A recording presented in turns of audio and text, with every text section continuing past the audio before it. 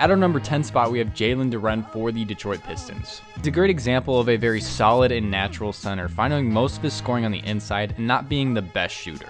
And he's made a fairly decent jump this season, averaging 6.3 more points than last year and 0.3 more rebounds than last year. But he is averaging 1 less assist. I think he's taking on a little less of a playmaking role because Cade is just their main playmaker. In my opinion, he matches the Detroit Pistons persona very well, being a very physical player and just a strong one as well. He's also a decent defender as well. I think Isaiah Stewart's a little better than he is, but he still has a dominant presence on the inside to where it's hard to get a shot over him. And he's an athletic player as well, having a great frame. And we can see it in these clips because he's good at various different styles of layups. And obviously, he can throw it down whenever the opportunity comes. Cunningham so far has been held scoreless as Duren backs out. Little 10-foot floaters inside. The flash tapped up. Almost. Duren rolls inside. Now the step back Jaylen Brown. Back inside. How about one end to the other? And for number 9, we actually have Anthony Black, who has been playing out of his mind this season. And I mean, this dude will give you 25 plus points on the best efficiency you've ever seen, because he's averaging 6.3 more points, 0.8 more assists, and 1.2 more rebounds this season. And going into a more offensive role because Franz Wagner and Paulo Banchero have both been out in various points of the season. And I think that he's really the offensive guard that they need. Jalen Suggs is more of a defensive guard, and he's just more of a hustle guy, while Anthony Black is a very athletic and a good shooting point guard. And he's not too inefficient, shooting 36% from the three-point line and 47% from the field. And I think this is him just getting used to the more volume that he has this season, since he's actually had more time and minutes to get shots up. And in my opinion, I didn't think he'd take that big of a leap this year, but he's really exceeded expectations. And that's going to be good for the Magic down the line, having various good guards to excel their team. The Black, another corner three. Good. Carter gets it again. Pitches it out to Bain. Now Black, an open three. 14 times this year he's gone for 20, and he's got his 8th double-double. Met at the rim by the Georgian Beast. But Tajay swats it away. Ahead to Black. He'll catch it flush. For number 8, I'm actually going to go Jalen Johnson, who has been performing at an all-NBA level this season. Now granted, he did win MIP last year, so it's going to be hard for him to win it again, but he's been averaging 4.8 points more, 3.2 assists more, and 0.3 rebounds more. And the thing I really want to talk about is his playmaking ability. Since Trae Young has not been playing this season and he just got traded, Jalen Johnson is in a much bigger playmaking role. And he is the main ball handler for this team, and that's kind of crazy to say because he is 6'10", and he still has a very good handle on the ball, averaging more than 8 assists this season. And his scoring has increased much more, being a better three-point shooter as well. And obviously finding most of his shots inside and around the mid-range too. But he is such a physically and athletically gifted player that I could see the ceiling being so high for him as well. Johnson there, Johnson pump fakes. Jalen for 3 at the buzzer. Yes! Now 3 for 9 in this ball game. 8 points for Wagner. Alexander-Walker got it, in my opinion. And another steal. This one by Jalen Johnson after the Dyson block. Jalen up and under for 2. And at number 7, I'm actually going to have Jaylen Brown. Yes, Jaylen Brown, who has been having an MVP caliber season, because he's been averaging 7.3 more points, 0.5 more assists, and 0.6 more rebounds. Without Jason Tatum, he has been in an incredibly more offensive role for this Boston Celtics team, being more of a Batman than a Robin in my opinion. And honestly, he's been doing fantastic, averaging 29 points this season off of his 22 last year, which just shows that without Jason Tatum, he can be that offensive guy and step it up for this team. And offensively, he's just been a way better 3-level scorer, especially being a better 3-point shooter as well. And he's obviously a very physical player, so he finishes most of his shots on the inside as well, especially when they're tough. And I think that just shows the importance that Jaylen Brown has for this team and showing other people that he is important for them winning. And I mean, if we didn't already know this, he's a fantastic player. And Mathurin going toe-to-toe. JB, a hand on that one. Sets up JB for 3. Career highs across the board for Andrew Nembhard. Brown just taking him. Bite off another piece of this lead. Brown lays it home with him. Just like in the conference finals. JB inside and scoops it home. And at number 6, I'm going to have Michael Porter Jr. A man who was traded away from Denver but went to Brooklyn and is the main offensive player for them now, being that easy first option. And he is averaging 7.7 more points, 1.3 more assists, which is a lot for him, and 0.5 more rebounds. Honestly, being a better playmaker and obviously being a better tough shot maker as well. When you give him more shots on a team, then he's going to take as much as he can, and he's going to knock them down because nothing is going to contest this man. And I mean, he showed flashes of this on Denver, being a good offensive player there, but not being great. And I think this season he's showing that he can be great playing at an all-star level. Being one of the most pure 3-level scorers in the league, finding any of his shots on the inside of the 3-point line or even the mid-range, it's basically unstoppable. And he's doing all of this just to have rumors of him being traded, and I hope that he goes somewhere where he can win. Instead, they read it and divert.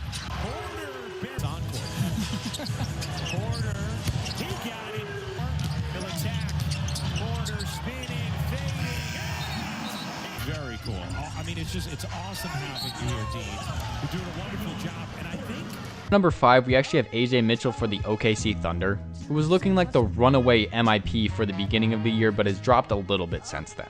But he's still averaging 7.7 more points, 1.8 more assists, and 1.5 more rebounds. Obviously getting so many more minutes for this OKC Thunder team and contributing to a lot of winning.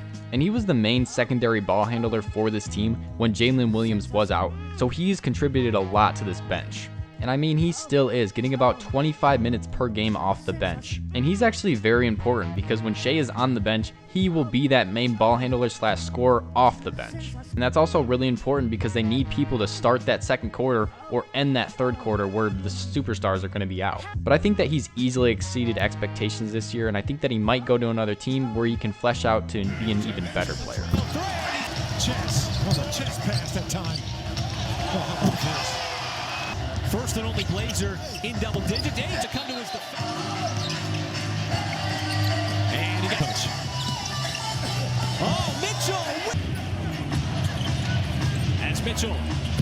And at number 4, I'm actually going to have Keyonte George, who has been playing at an all-star level this season easily, because he has been averaging 7 more points this season, 1.3 more assists, and 0.4 more rebounds as well. And for the Jazz, he has been very, very valuable and has grown into an even better shooter as well, shooting at about 37% this season compared to his 34% last year. And he is an incredibly high-volume 3-point shooter. And I think this is very important to look at because his first 2 years, he was shooting below 40% from the field, which is honestly pretty inefficient when he's averaging 19 and 17 points between those times. But I think his realization that he is the second main option for this Jazz team has given him confidence to be that scorer that they need, especially an efficient one. And he has easily exceeded that expectation this season, being a way, way better offensive player. Off is what Keyonte told me. George takes the open 3 and now to Keyonte. George, wicked first move inside and scores it. Keontae's got the ball, drives inside, left hand, beautiful layup. Keyonte pops a 3, hits. At number 3, we actually have another Hawks player, Nickeil Alexander-Walker. And I mean, obviously they're doing something good over there because we got 2 players on the same team. And honestly, he's been insane this year, averaging 11.2 more points this season, 0.6 more assists, and 0.4 more rebounds. And those jumps are unbelievable offensively, averaging double-digit more points than last year. But honestly, we saw this coming because he is a great offensive player, and he's that second best option for this Hawks team. And he's already fantastic defensively, so he's going to get his chances from that as well. And he's got 16 attempted shots per game, which has doubled since last year, but his efficiency has gotten better, which is honestly the key to success to be that better scorer that the Hawks needed. Williams, more on that later. Nickeil with the spinorama. The hot hand early. Dotted line, keeps it going. It squirts out to Nickeil. He'll go up, get the foul, and the bucket. Excited as Kolek gets to the table to check in. Alexander-Walker, yes. Number 2, we're obviously going to have Deni Avdija, who is probably in the front running for MIP right now because he's been playing at an all-NBA level. He's also been averaging 9.2 more points per game and 3 assists more per game as well, obviously fleshing himself out into the more of a playmaking role for this Portland Trailblazers team and carrying the ball on most possessions. As a 6'8 forward, he's honestly doing pretty well, but he is leading the league in turnovers. As an offensive player, he has grown exponentially and he's very good at drawing contact, and we know this because he leads the league in free throw attempts per game. But he does get rewarded from his very physical physical play and his very wide frame, which allows him to get hit a lot when he's going inside the basket. And he's honestly been a very good 3-level scorer this season, but his volume has increased exponentially since being the first option for the Portland Trailblazers. But I'm not going to deny that he helps out so much in the Trailblazers offense. And he'll roll. In deep, nice pass. He goes right up over Cornette. The floor he comes. He's got Champagne. Glides by and packs him in the right hand. Big time basketball talent. Yes, sir, man. I've been around. You're going to Deni Avdija. Step back for three. Yes, sir. And for number 1, I'm obviously going to have Ryan Rollins, who has been playing at another level this season, because he is averaging 10.4 more points, 3.7 more assists, and 2.5 more rebounds. That is absolutely unheard of, but it's obviously because he has to fill a much bigger role for this Bucks offense, and he's been that main point guard the entire season, and he's been honestly great, having a much higher volume but still shooting 47% from the field and 40% from the three-point line, and honestly being the main playmaker and ball handler for the Bucks offense, but he can run it very well. I honestly think he's one of the fastest players in the league. He can get by so many defenders and just get straight to the cup. I had faith in him last year, but he's exceeded my expectations even as a Bucks fan. And I love that for him because I can't wait to see what he does in the future.